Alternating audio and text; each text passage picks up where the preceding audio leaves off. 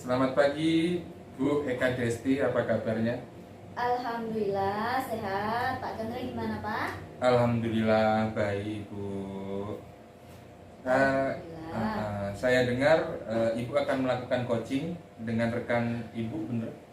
Oh iya Pak, rencananya setelah ini saya akan melakukan coaching terhadap rekan saya. Tadi beliau sih sudah menelpon saya, katanya mau curhat mengenai masalah yang dihadapi dia sekarang ini Pak. Oh, baiklah. Saya di sini akan melakukan observasi mengenai proses coaching yang akan Ibu lakukan.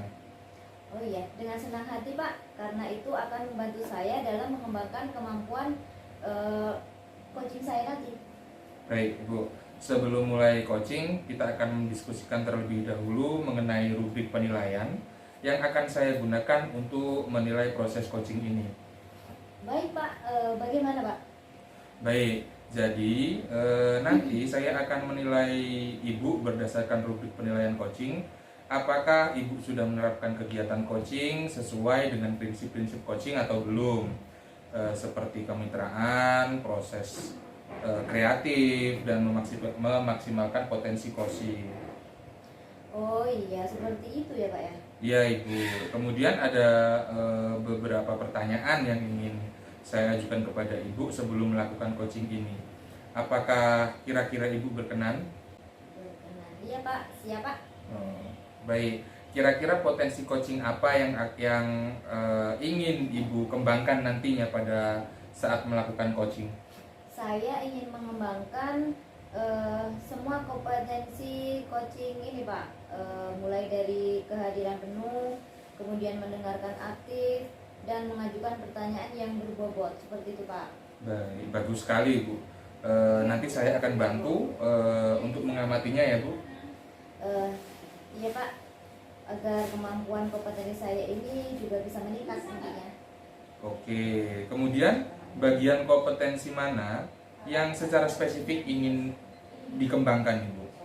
Saya ingin mengembangkan kompetensi mendengarkan aktif dan mengajukan pertanyaan yang berbobot itu tadi Pak. Oh, begitu. Baik. Kalau begitu nanti saya akan lebih fokus untuk mengamati pada kompetensi tersebut ya, Bu. Oh iya Pak. Oke, kemudian untuk indikator ketercapaian tujuan, pengembangan apa yang ingin eh, eh, Ibu inginkan seperti apa? Oke, saya itu ingin bisa memfasilitasi coach saya untuk menemukan solusinya dari masalah yang dihadapi.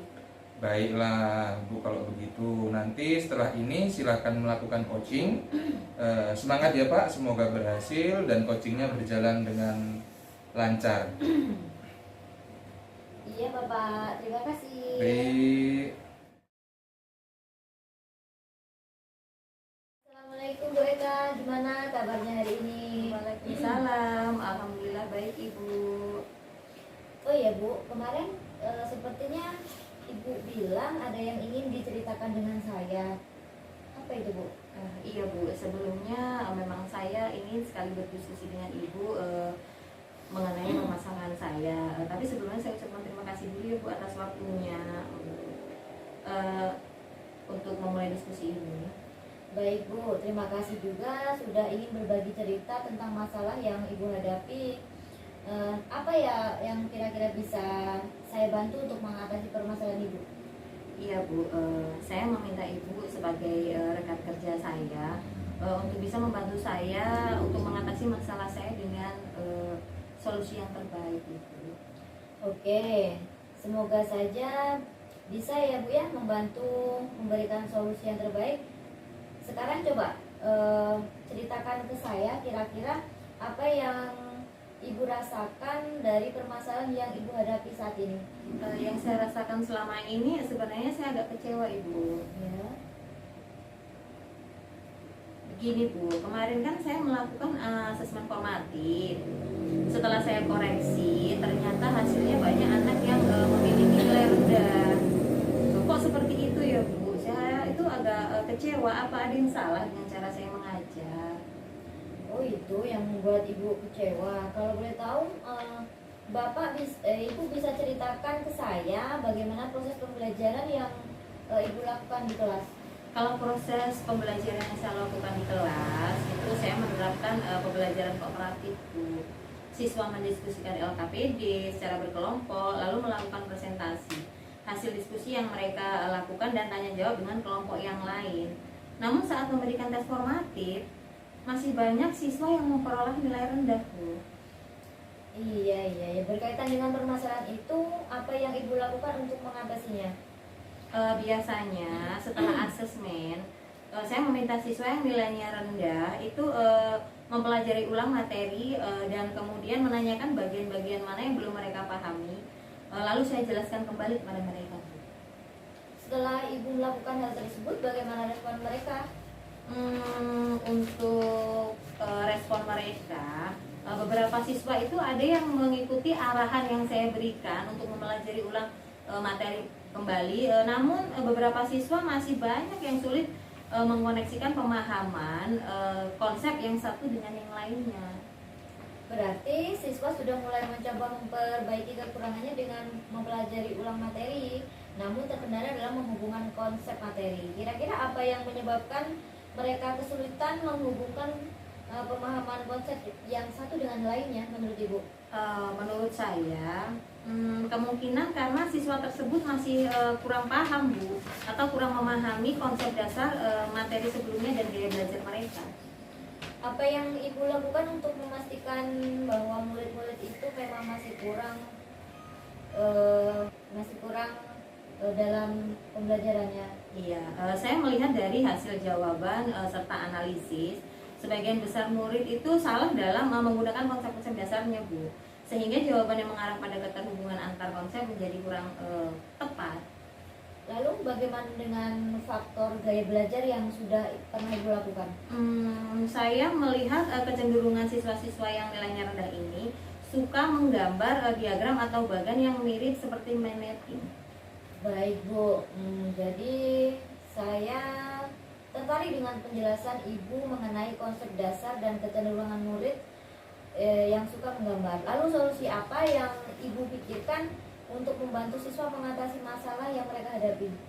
Iya, sepertinya siswa saya itu masih kurang memahami konsep dasar. Maka saya akan memberikan bantuan pembelajaran dengan scaffolding dan juga dengan menerapkan tutor sebaya. Iya, benar sekali, Bu. Saya sepakat dengan pendapat Ibu. Karena dengan scaffolding dan tutor sebaya akan membantu siswa Ibu meningkat pemahamannya, terutama menguasai konsep dasar dan menghubungkan konsep yang satu dengan yang lainnya. Ya, maksud saya juga seperti itu loh, Bu. Iya, Bu ya. Nah, itu maksud saya. Jadi Ibu perlu menyesuaikan pembelajaran sesuai dengan gaya belajar murid. Dengan demikian akan membantu mereka memahami konsep materi dengan lebih mudah. Begitu mungkin ya, Bu ya. Iya, Bu, saya akan mencoba menerapkan beberapa alternatif solusi tersebut dalam pembelajaran, Bu. Nah, sekarang kira-kira Ibu akan menindaklanjuti masalah ini tuh dengan apa, Bu? Yang jelas saya akan langsung menerapkannya di pertemuan berikutnya, Bu. Jadi apa kira-kira yang Ibu akan persiapkan untuk menjalankan komitmen di dalam waktu dekat ini? Yang jelas menyiapkan perangkat pembelajaran yang dapat mengakomodir kebutuhan belajar setiap murid, terutama penyusunan bahan materi yang menantang dan berjenjang serta media mind mapping tadi, Bu. Oke, untuk menjalankan komitmen tersebut, adakah pihak-pihak lain yang dapat dilibatkan untuk tutor sebaya dalam pembelajaran Ibu? Yang jelas saya akan berkolaborasi dengan murid, Bu, dan kemudian yang memiliki kemampuan lebih baik menjadi tutor sebaya dalam pembelajaran. Baiklah, kalau begitu saya sangat senang mendengar komitmen yang disampaikan. Harapan saya semoga masalah ini segera terselesaikan dan siswa-siswa Ibu nantinya dapat belajar dengan optimal, kemudian dapat meningkatkan potensi dan mendapatkan nilai asesmen yang bagus untuk kedepannya. Oke, Ibu, kalau begitu terima kasih, Bu, atas saran dan masukannya. Sama-sama, Bu, sukses selalu ya untuk Ibu ya. Ya, amin. Saya pamit dulu ya, Bu. Iya, Bu. Assalamualaikum. Waalaikumsalam. Baik Bu, bagaimana Bu perasaannya tadi setelah melakukan proses coaching? Alhamdulillah lega sekali Pak. Jadi saya senang bisa membantu teman saya dalam menyelesaikan masalahnya dengan menggali potensi yang ada pada dirinya. Terus selain itu apa lagi Bu? Tadi saya melakukan coaching dengan menggunakan pendekatan tirta Pak, dan senang bisa menerapkannya. Alhamdulillah, saya tadi juga sudah melihat dan mengamati bagaimana proses Bapak dalam Ibu maaf Bu, Iya, proses Pak. Ibu dalam melakukan coaching gitu ya dengan pendekatan tirta. Saya melihatnya sudah bagus dan lengkap, mulai dari tujuan, kemudian ada identifikasi, setelah itu juga ada tanggung jawab, semua sudah Ibu lakukan secara runtut. Iya Pak, terima kasih atas bantuan pengamatannya. Itu akan sangat membantu saya untuk lebih baik ke depannya dan dalam proses melakukan coaching selanjutnya Pak. Baik Ibu, kira-kira kompetensi coaching mana lagi Bu yang ingin Anda kembangkan gitu setelah melakukan proses coaching tadi? Baik, saya ingin mengembangkan pada kompetensi yang mengajukan pertanyaan yang berbobot Pak. Jadi karena dengan adanya pertanyaan-pertanyaan yang berbobot akan mampu menggali lebih dan potensi coaching untuk melakukan menemukan solusi dari permasalahannya. Benar sekali. Secara umum semuanya sudah berjalan dengan baik. Semoga ke depan bisa lebih baik lagi ya Bu dalam melakukan proses coaching. Iya Pak, terima kasih untuk pengamatan coaching yang sudah Bapak lakukan terhadap saya. Oke, ada lagi Bu yang mau dibicarakan? Sepertinya sudah cukup Pak. Oke, kalau sudah dirasa cukup, kita cukupkan diskusi kali ini ya Bu. Terima Iya. kasih sudah diberikan kesempatan untuk mengamati coaching pada hari ini. Iya Pak, terima kasih Pak. Terima kasih. Sehat-sehat sih Bu. Iya Pak.